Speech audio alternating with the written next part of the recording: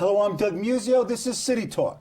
Torture, kidnapping, bogus wars, illegal wiretapping, spies in the newsroom, oil profiteers. Stay tuned.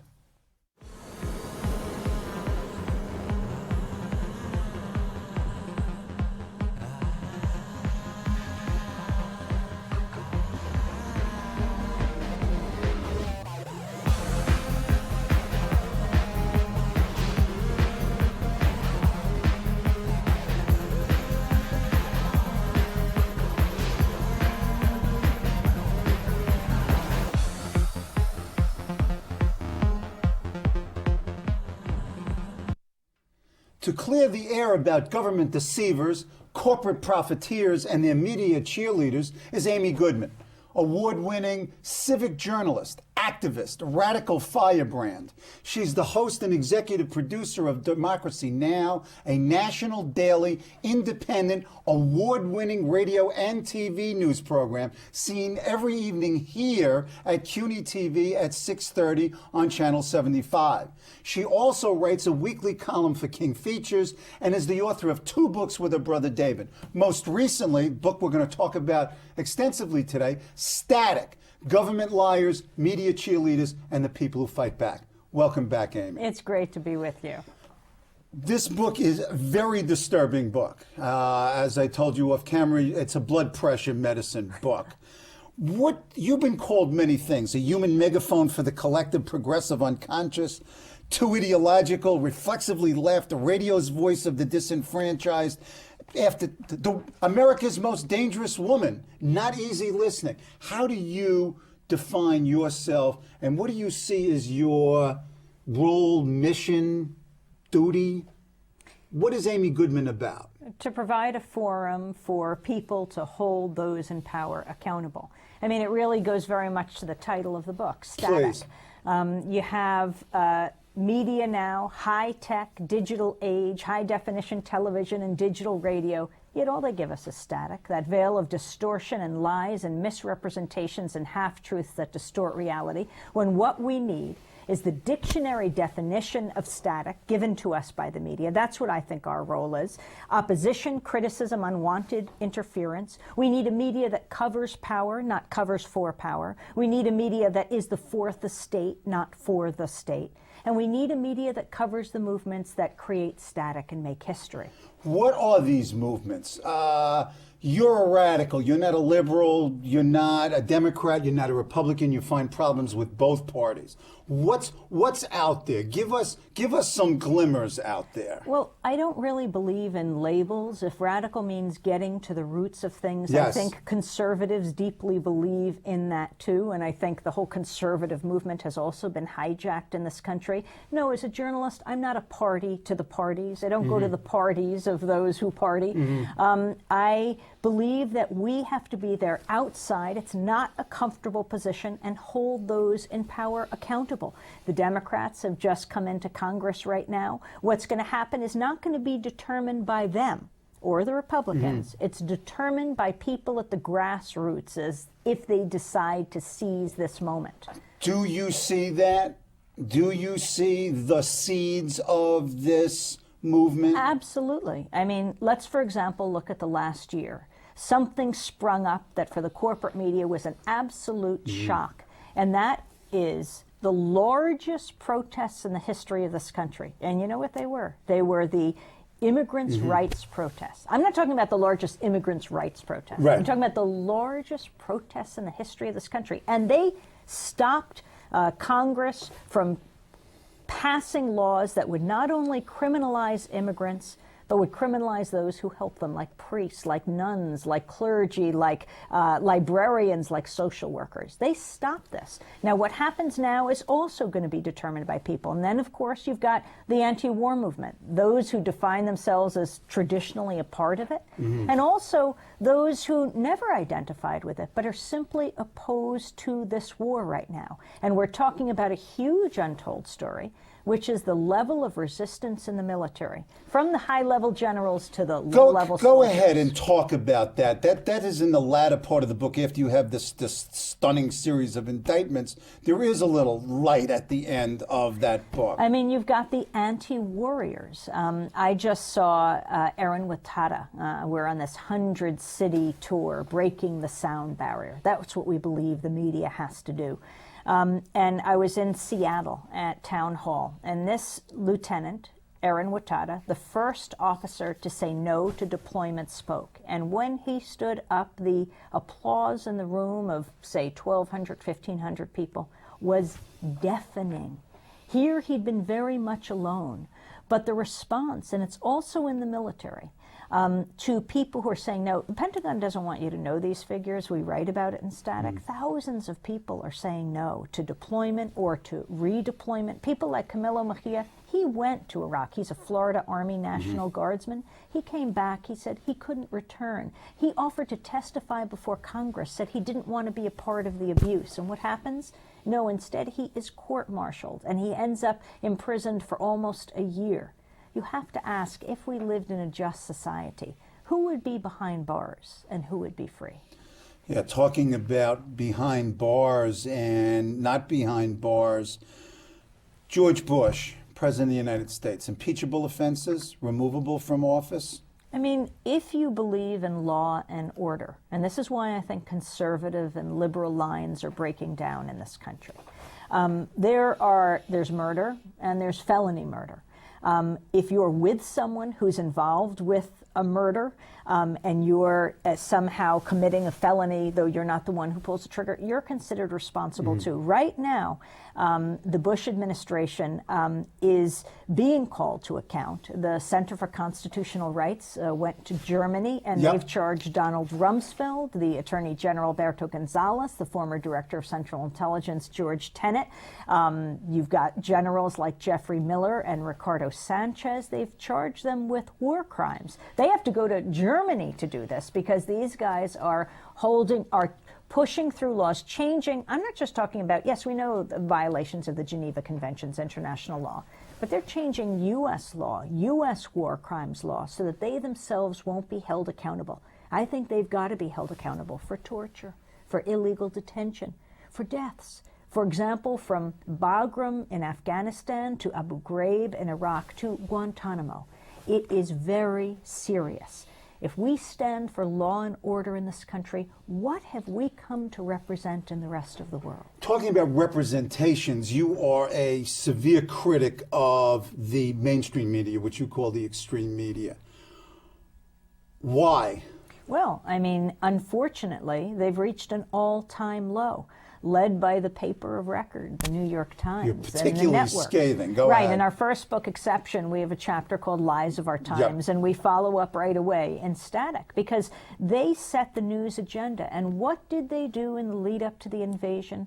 They acted as a conveyor belt for the lies of the administration. Judith Miller was... Month after month, the now disgraced national security correspondent and her colleagues. And she wasn't the ones who plastered her stories on the front page. That went to the highest levels of the Times. Now, they're going to say they did their mea culpa. Page A10, a box that said the Times in Iraq, and, you know, the editors commenting, not naming names. But that is not enough. I call it their kind of culpa, but you need as many boxes on the front pages and the same placement of the stories that sank into the consciousness of the people of this country, that provided the pretext for war, as articles appeared in those papers. It is unforgivable, and we're seeing it now. The same thing happened with Iran, and it's not acceptable, because the reason journalism is so important, it's not just another job in this country. The reason it's the only one explicitly protected by the Constitution is we're supposed to be holding those in government accountable. The media are the most powerful institutions on earth, more powerful than any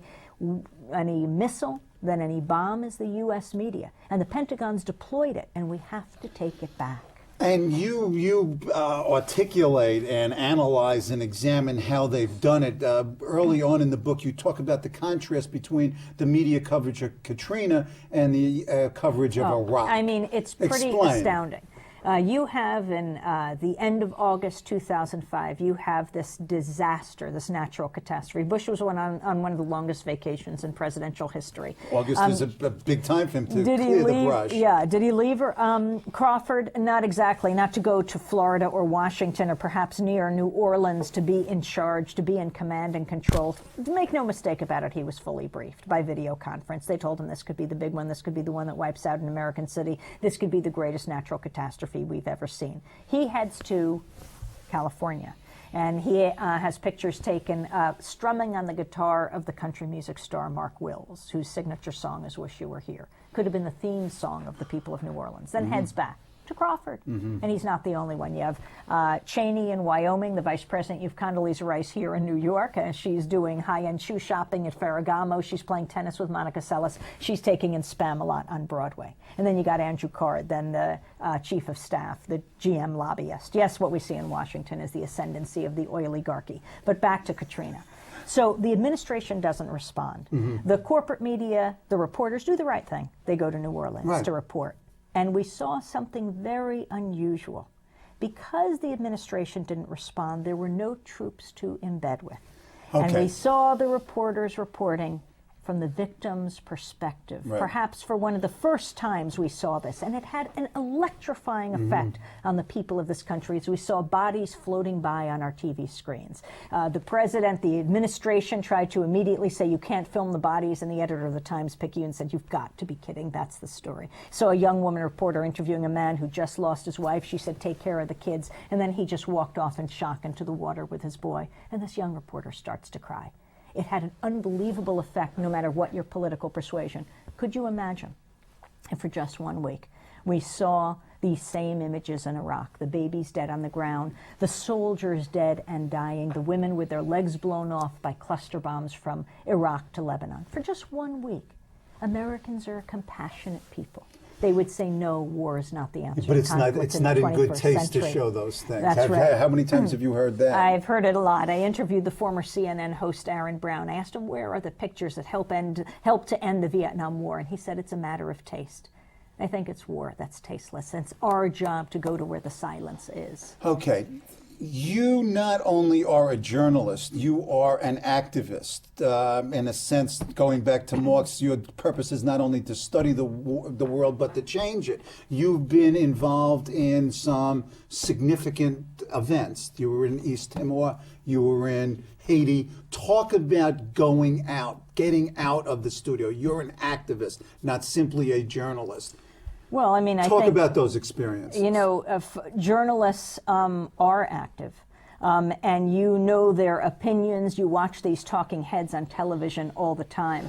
The problem is, let me just interrupt for a second. Is there any talking head that you listen to and aren't repelled by? I mean, you seem to have a narrowly negative reaction to all of them.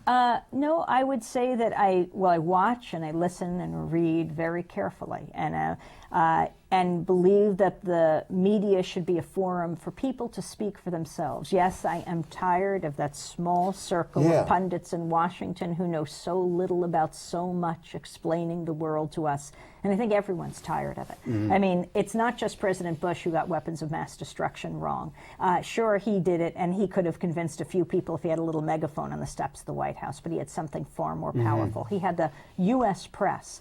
And when those weapons of mass destruction were not found, I think people became very skeptical of what the media was feeding them. Okay, I'm sorry for the interruption. But going to Timor, going to Haiti, being there, I am very inspired by people who stand up for justice, for equality, for democracy. People in Timor, I think people know about East Timor, the quarter of a century brutal occupation by Indonesia because of independent media, not thanks to the networks or to the leading papers in this country who, if they covered it at all, would cover it from those in power perspective, the Indonesian military backed by the most powerful country on earth, the United States. It didn't matter if it was a Republican president, Ford or Bush or Reagan, or the Democratic presidents, Carter or Clinton, frankly. They all supported Indonesia. And so people rarely heard from the people on the ground in Timor, one of the great genocides of the 20th century.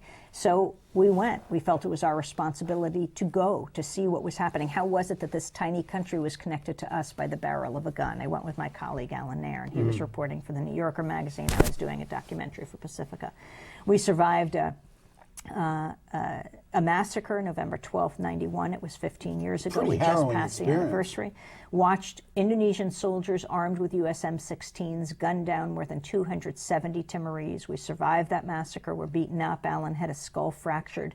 And I learned very much then as I lay in the dirt, Alan covered with blood, the guns to our head in firing squad fashion as they screamed at us. Australia, were they demanding to know if we were from Australia? Because there, the journalists who'd been killed in the lead up to the invasion of 75, the Australian government hardly protested because they had an alliance with Indonesia, as did the United States. And they ended up signing a treaty with Indonesia to divide up Timor's oil. Oil is a source of so much pain in the world. Yet the people continued to believe that they would someday know their freedom. And they did. May 20th, 2002, the people of East Timor won their freedom. And now they're asking for justice, to hold accountable those in Indonesia who perpetrated the genocide. And it should go higher to those in the United States that provided the weapons for the Indonesian soldiers to use those guns. You've broken several stories and that other journalists have failed to investigate. The Aristide story in Haiti is a very interesting one. Oh, I mean, to know Haiti, this is the poorest country in this hemisphere. It is a country that should be celebrating more than 200 years of independence, born of a slave uprising in 1804. It should be so proud at this point.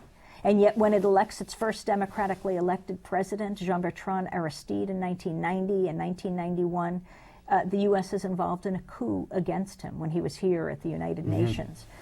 He's out for 3 years, goes back in. There are, after that, more democratic elections. He's elected again. And then on February 29th, 2004, he's ousted again in a, unfortunately, U.S.-backed coup. And he is flown off to the Central African Republic. Didn't even know where he was going. Right. That's right. And the story in this country was that he had just taken up residence in a place that he had never been.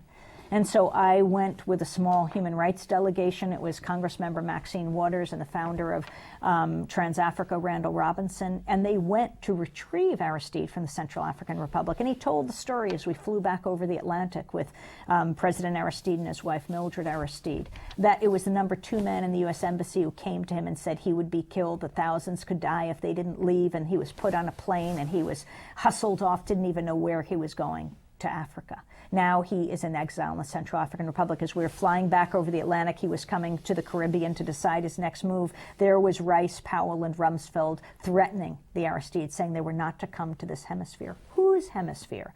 There was Ambassador Foley in Haiti, the U.S. ambassador, saying he was not to come near within 150 miles of Haiti. Whose country? I mean, if the U.S. wants to stand up for law and order in the world and be respected, well, it's got to do that, and that's going to be determined by the people of this country, and a media that tells the truth about what's going on, not a handmaiden to those in power. Okay, you and what you do, Democracy Now!, your columns, it's multi-mediated. You've got CDs, DVDs. This is a multi-platformed activity, and in fact, the audience, the potential audience, TV, radio, internet, website, all of that is enormous. Right. Well, it's in the millions right now. We began 10 years ago. This is our 10th anniversary. We began on a few dozen community radio stations, Pacifica stations like here in New York on WBAI 99.5 FM, where we still broadcast every morning at 9. But then 5 years later, 2001, we expanded to television, went on Manhattan Neighborhood Network, and then on CUNY TV, on the 2 TV satellite networks, Dish Network and Direct TV, and just started growing. Every place we went on a public access TV, a radio station would ask. Then we went from community radio stations to NPR stations to PBS stations to low power FM stations, video and audio podcasting at democracynow.org. Just deeply believing that we have to build independent media. As I travel the country, we hold fundraisers for stations that need whether a new transmitter or just to meet their budgets, because independent media is the hope of the future. unembedded. That's right, not embedded in the front lines. Or of the in bed troops. with. That's right, not to be confused with, although it's not hard, it's very hard not to confuse it with. We need independent media, and we need to be able to provide a forum for people to speak for themselves, especially those who are most targeted. In this country right now, we're talking about Arab Americans, Muslims, people of South Asian descent. Thousands have been rounded up since September 11th. We don't know the charges against them. We don't know They their don't know the names. charges They don't know against the charges. Many have been deported. And this whole idea of extraordinary rendition, which is really White House for kidnapping, what have we come to represent in the world? If it's kidnapping and torture and killing, what will happen if a U.S. citizen or soldier or official is captured somewhere in the world and the captors say, we'll do it the American way? America is better than this. Why the silence? Why the silence? Well, David and I, my brother who wrote the book with me, call it the access of evil. That's right, trading truth for access. And it's not worth it. Politicians need journalists more than journalists need politicians. We have a sacred responsibility. These airwaves are so precious to be there for a forum for people to have the debates and the discussions about the most important issues of the day and include people at the target end of U.S. foreign policy or domestic policy as well. Because you can be sure when there's a war abroad, there's a war at home. On the poor, where's the money for education? Where's the money for housing? Where's the money for the soldiers who come home, the vets, tens of thousands who are either mentally or physically terribly injured by this war? Where's the support? You do this 24/7. When you get up in the morning, do you just, I mean, it seems to me just listening to you and reading it that you wake up with a sense of outrage and there's a new... I'm inspired. There's I'm a new- inspired by all those Right. people who, well, the subtitle, who fight back. People who deeply believe that there is a path to peace, that there is a way we can live in the world together, cooperatively, that we can make the world a better place. And you're still optimistic I'm about very this. optimistic. I mean, if the people of Timor could believe in their freedom when a third of the people there were slaughtered, if the people in Haiti can believe that they can work towards a democracy, even though the most powerful country on earth is breathing down their neck and ousting their leaders, if the people in this country, if soldiers coming home still stand up and say, I may have gone to Iraq, I'm back, but I want to speak out for someone who perhaps is making a decision now. I want to help them make the right decision. That's what inspires me. Hearing people speaking for themselves, not those at the top telling those on the bottom what to do, but all of us on an equal plane having a conversation. Okay. You said you go where the silence is. What is the silence you're currently listening to? What's underneath the surface that we who, subscribe to the mainstream media haven't seen yet? You know, Howard Zinn talks about a people's history of the United States, the legendary historian. There are movements in this country that don't hit the corporate media radar screen, whether it's the pro-immigrant rights movement, whether it is the anti-war movement, the women's movement, the anti-racist movement in this country, so important in the wake of the killing of Sean Bell. I was just at the funeral of Sean Bell in Jamaica. Unbelievably horrific situation where you have these young, unarmed African Americans. Do we have to hear this again and again? As the coffin was taken out, right behind the coffin was Kariadou Diallo, the mother of Amadou Diallo. She was one of the first people we interviewed after the killing of Sean Bell.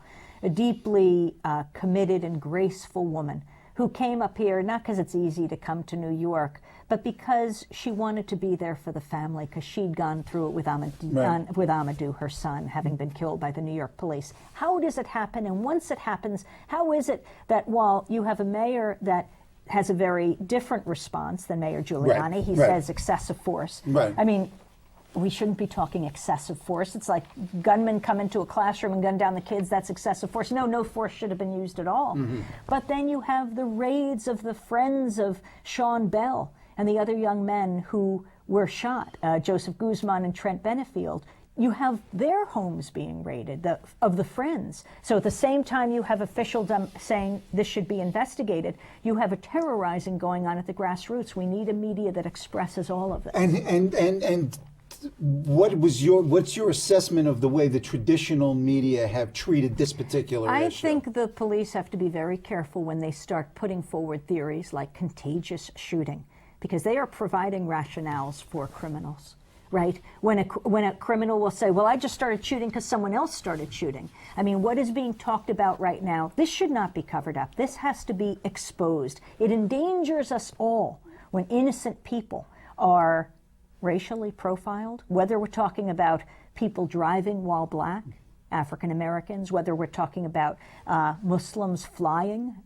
Simple as that. High profiling, or rather high flying profiling, like 6 imams who were just taken off a plane in handcuffs after 3 of them simply prayed in the airport. This endangers us all. When any particular group is targeted in this country, when they feel marginalized and alienated, that does not do any of us any good, either in the view of the eyes of the rest of the world or in our own population. And we need a media that allows us to stand up together, not agree with each other necessarily on every issue, but stand up together, because if we don't, we will go down one by one. Next book.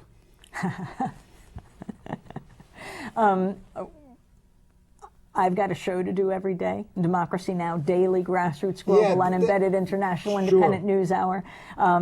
That's what we do each day. It is fascinating to be able to put this kind of work together in a book, to hear the voices of people who are not usually heard, to reach out into a mainstream audience, as we do with as the column as well. And by the way, any newspaper can pick up the weekly column. But just trying to reach out there and provide a forum for those who are not usually heard to be heard and quoted. That's what I do each day. Nice job. Thank you. Thank you. My pleasure. It's great to be here.